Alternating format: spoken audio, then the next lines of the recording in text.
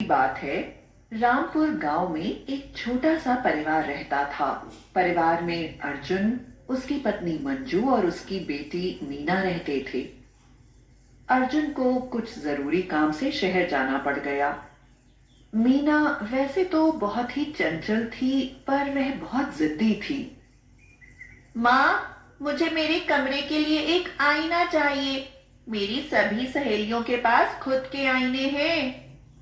हमारे घर में है तो आईना, तुझे अलग से क्यों चाहिए? मुझे चाहिए तो चाहिए बस। पापा तो कभी भी मेरी बात को नहीं टालते। हाँ तो ठीक है, अपने पापा से ही मांग लेना। मैं तो नहीं दिलाऊंगी तुझे आईना। अच्छा, नहीं दिलाओगी आईना मुझे? मैं भी खाना नहीं खाऊंगी जब तक तुम मेरे लिए आईना नहीं लाती। मीना अपनी माँ से रूठ जाती है और एक दिन तक कुछ भी नहीं खाती, ना ही अपने कमरे से बाहर निकलती। खाना खा लो बेटा, नहीं तो तुम्हारे पापा से शिकायत करूंगी। इतनी जिद करना अच्छी बात नहीं है। मुझे नहीं खाना। जब तक आईना नहीं लाओगी मेरे लिए, तब तक बात भी मत करो मेरे से। मंजू को पहले तो बहुत गुस्सा आता है, पर वह थक कर खुद ही हार मान लेती है और मीना के लिए बाजार से एक बहुत सुंदर और बड़ा सा आईना लेकर आती है। मीना, दरवाजा खोलो, देखो मैं तुम्हारे लिए क्या लेकर आई हूँ। अरे हाँ, यही वाला तो चाहिए था मुझे आईना। तुम दुनिया की सबसे अच्छी माँ हो। इसे तो मैं मेरे बिस्तर के सामने लगाऊंगी। अच्छा, अब तो खुश है। चल, अब तू खाना खा ले। मीना खुशी से फूली नहीं समाती और वह आईने को अपने कमरे में लगा देती है। रात को जब मीना सोने लगती है तो अचानक से आईने में से तेज चमकीली रोशनी आने लगती है। मीना रोशनी की तरफ आकर्षित होकर आईने के सामने खड़ी हो जाती है, लेकिन अचानक से आईने से रोशनी आनी बंद हो जाती है। अभी तो ये आईना चमक रहा था, अब क्या हुआ इसे? मीना थोड़ी देर आईने के सामने खड़ी रहती है और देखते ही देखते आईने में मीना का चेहरा बदलना शुरू हो जाता है और धीरे धीरे मीना को अपनी परछाई की जगह एक भयानक सी चुड़ैल आईने में दिखने लगती है। मीना बहुत डर जाती है और चिल्लाने लगती है, मम्मी, मम्मी, आईने में कोई है, बचाओ, बचाओ। तभी आईने के अंदर से दो हाथ बाहर निकलते हैं और मीना को आईने के अंदर खींच लेते हैं और मीना आईने की दुनिया में चली जाती है। मीना आईने की दुनिया में देखती है कि उसके सामने तीन चुड़ैलें खड़ी हैं। यह मेरा शिकार है, मैंने पकड़ा है इसे, मैं खाऊंगी इसको। नहीं, यह मेरा शिकार है, इसको तो मैं ही खाऊंगी। तुम दोनों चुप हो जाओ, हम मिलकर खाएंगे इसको। मम्मी, मम्मी, बचाओ, बचाओ। मीना जोर जोर से रोती है। तीनों चुड़ैलें मीना को खाने के लिए आपस में झगड़ने लग जाती हैं। तीनों का झगड़ा सुलझता ही नहीं और उनकी बहस बढ़ती रहती है। मीना मौका देखकर भाग जाती है। हम यहाँ आपस में झगड़ा कर रही हैं, वो देखो लड़की भाग रही है। देख क्या रही है, पकड़ उसको, शिकार कहीं हाथ से न निकल जाए। तीनों चुड़ैलें मीना का पीछा करती हैं, लेकिन मीना चुड़ैलों से बहुत आगे निकल जाती है। भागते भागते मीना एक पेड़ के नीचे थक कर बैठ जाती है। तभी पीछे से दो हाथ मीना को पकड़ लेते हैं। मुझे मुझे मत खाना, मुझे मत खाना। अरे बेटा, मैं तुझे क्यों खाऊंगी? घबराओ मत। मुझे यह बताओ कि तुम यहाँ कैसे आई? वो मैं आईने के सामने खड़ी थी तो एक चुड़ैल ने मुझे खींचकर यहाँ पहुंचा दिया। मुझे घर जाना है, मुझे नहीं मरना।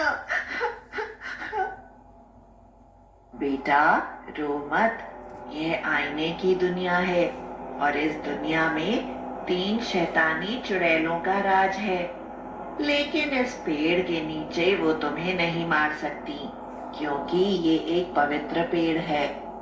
चुड़ैल जैसे ही इसके पास आएंगी खुद ही जलकर मर जाएंगी। मुझे तो मेरी माँ के पास जाना है, मुझे घर जाना है, मुझे मेरे घर पहुंचा दो। पहले चुप हो जाओ बिल्कुल और मेरी बात ध्यान से सुनो।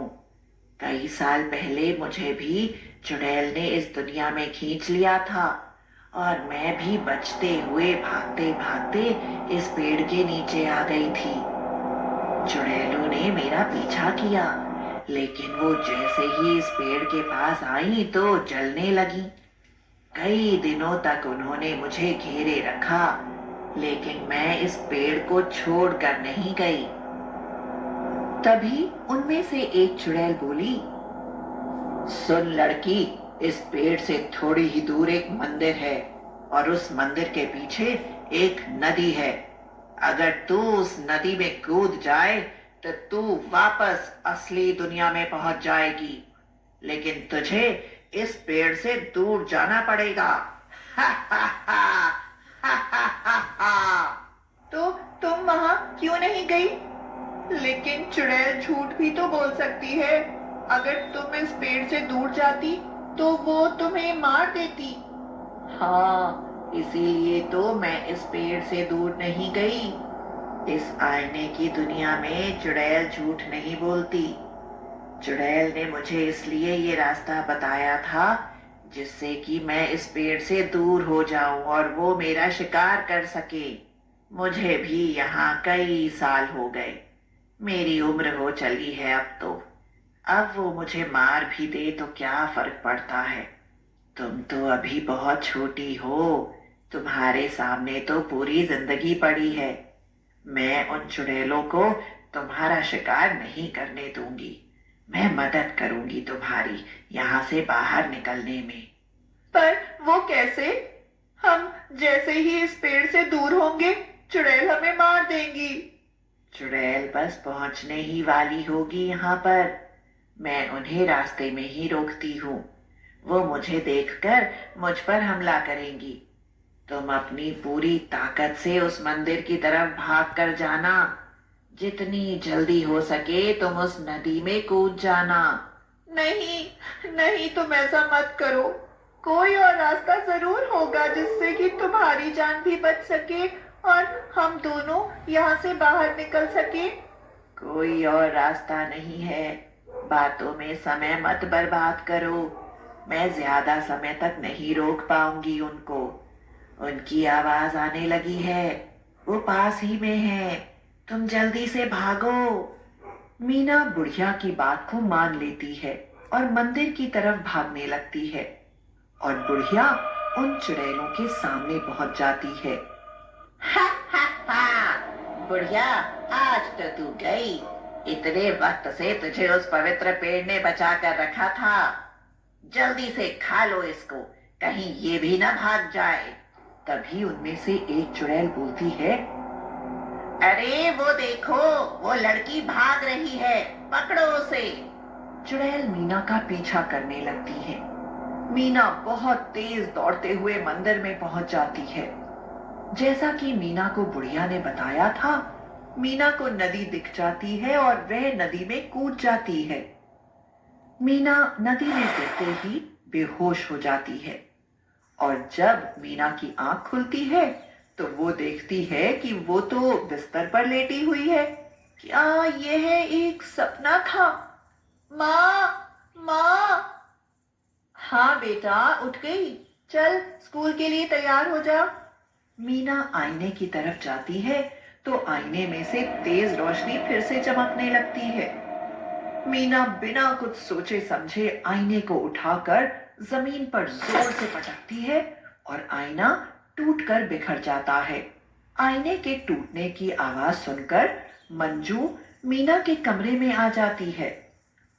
माँ, मुझे माफ कर देना, मैंने आईना तोड़ दिया और मैं अब कभी भी तुमसे नहीं रूठूंगी और कभी भी कोई जिद नहीं करूंगी।